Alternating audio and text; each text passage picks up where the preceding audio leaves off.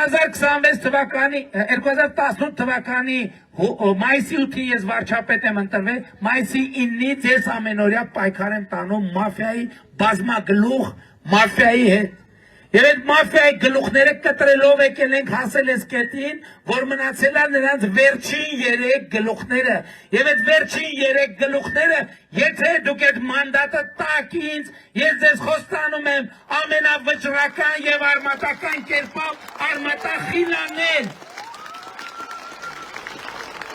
Եվ այդ 3 մաֆիոզները պետք է նստեն բանտում, ոչ միայն որպես մարդասպան, ոչ միայն որպես հոսանքի գող, ոչ միայն որպես Հայաստանի ունեցվածքը թալանած, այլև որպես լրտեսներ, նրանք տասնամյակ պետք է անցկացնեն Հայաստանի Հանրապետության բանտերում, տվեք ինձ այդ մանդատը և ես շատ արագ ձեր անունից կիրագործեմ այդ ամեն ինչը։